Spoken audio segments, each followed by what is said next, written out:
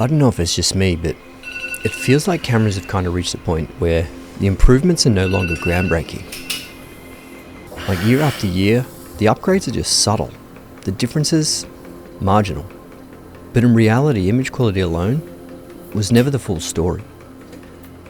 What matters more than the camera you're holding is how you actually use it. Creativity, intent, storytelling. These are what transforms a simple shot into something memorable. It's not just about the sharpness or dynamic range anymore, it's about the vision behind the lens. Like training your body, mastering your camera is about pushing its limits, exploring angles, playing with lighting, understanding the tools you already have, and just squeezing every ounce of potential from them. The truth is, the perfect shot doesn't come from the specs in a box. It comes from your ability to see the moments differently, to tell stories through visuals. Thank you very much. Even a simple cup of coffee can become cinematic when framed with intention. But just like cooking, filmmaking is a process. The ingredients alone don't make a great dish. It's how you actually combine them. The way you balance movement, color, and emotion on the screen is what makes a shot resonate. And that's one of the biggest reasons why I tell people to invest more in lenses, because camera bodies get updated literally like every year. And obviously the camera tech is kind of sort of slowed down a little bit. It's plateaued. Sure, Sony is starting to push the limits with the global shutter sensor in the A9 III, but we'll talk about that later on. I just purchased the 24-70 G Master Mark II. Sure, that did get updated recently, mainly for the fact that that was kind of catered towards the photography, the G Master Mark I. Now that a lot of people are doing more sort of hybrid video stuff, they need to keep up with the brand new autofocus system. So the XD linear focusing motors and obviously smaller, lighter, great weather sealing, and I don't actually have a quality zoom lens in this range. So I am heading to Japan, so I did actually want to purchase this zoom lens to get there, because I don't want to have to rely on a whole bunch of prime lenses while I'm traveling. Just wanted a quick zoom and something extremely reliable.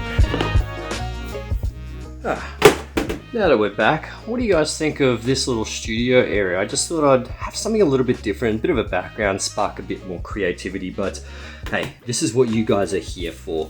The 5 reasons you should buy a camera, and the 5th reason is an interesting one, and I haven't really thought about it before, but let's discuss.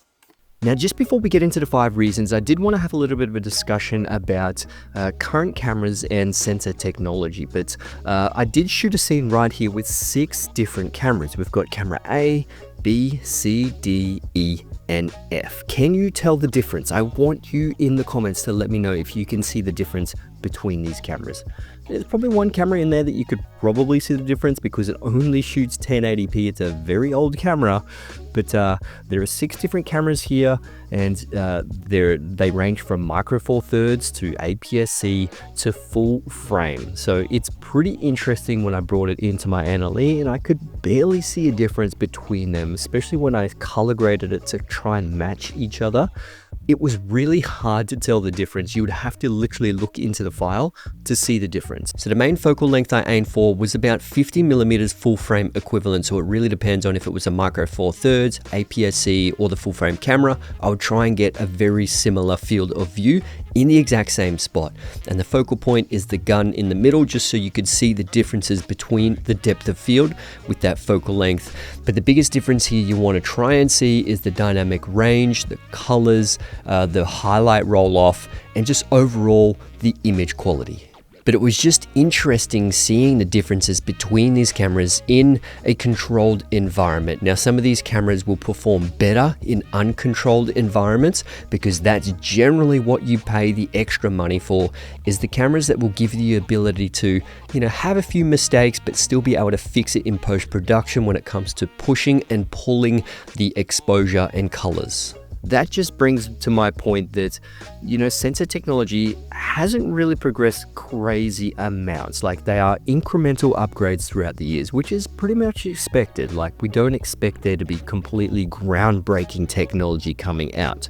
Sure, like I said, the A9 III is pretty amazing technology. It's the first of its kind when it comes to the full frame sensor, but they still gotta iron out the kinks and try and make these sensors as best as possible. But yeah, let's get into the rest of the video.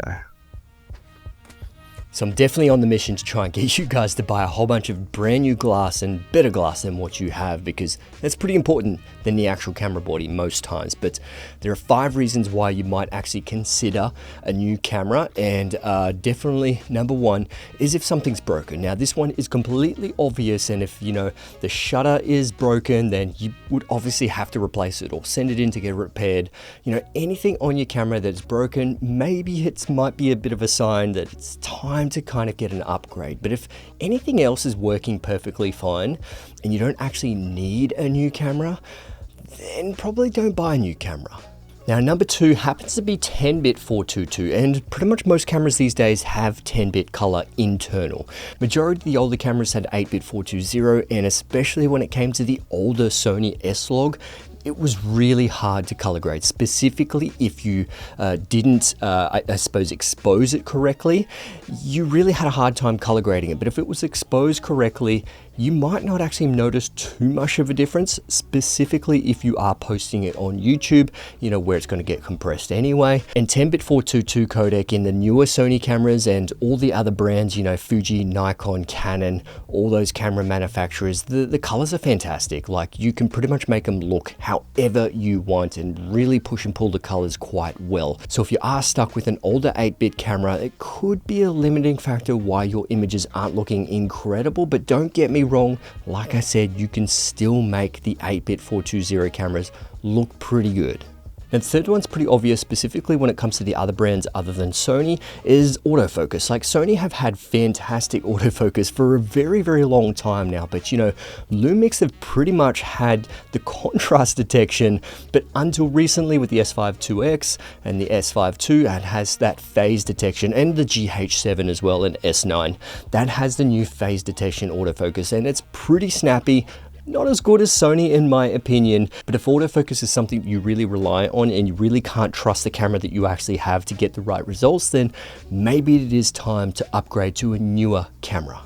Now the fourth one comes down to specific features, and this is kind of clumped into a whole bunch of different things, like the A9 III, for instance, the global shutter sensor. If you do a whole bunch of sports videography or photography, that global shutter sensor could be a really big reason to need to upgrade. And then if we're talking like Lumix cameras or Fuji cameras, they do open gate recording. And specifically with Lumix cameras, you can do 3x2 6K open gate in those, which is fantastic for anamorphic shooting. And if you do a lot of anamorphic shooting, this could be a really big determining factor if you're actually going to be buying one of those cameras. And I/O ports could be a big reason as well. So if you start getting into some professional work, SDI is pretty much a standard connection with the BNC cables. They're so much better when it comes to, locking the cables in as opposed to just HDMI. And a lot of the professional monitors and video receivers and transmitters use that SDI connection. So you do have to weigh it up if this is a feature that you really need, and if it's something that's actually holding you back in your professional work or your creative work,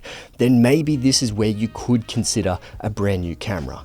Now, number 5 is something you probably haven't thought of, and it's one of the biggest reasons why I actually bought the Red Komodo X, and that comes down to just sparking creativity, trying to get more into narrative work and pushing yourself a little bit further. So sometimes buying a camera just to have a newfound love for photography. If you want to get into Leica cameras or Hasselblad, those kind of cameras can bring a little bit more creativity and bring a little bit more passion into going out and actually shooting. So if that's what actually helps you get out and shoot, then I don't know, maybe it's something to consider. I still wouldn't solely put my eggs all in that one basket to the reason why I need that camera. It has to be a pretty solid reason, but if that is something that you need and is something that you really, really desire when it comes to creativity, then absolutely go for it. Buy a brand new camera. But like I'm trying to say in this whole video is that even glass is fantastic, but it's the person behind the camera. It's the creativity. It's the creator. You really need to try and have that eye. You really need to do a whole bunch of reps and practice to try and get better every single time. So that's enough of my rant. I'll see you guys in the next one. Let's get it.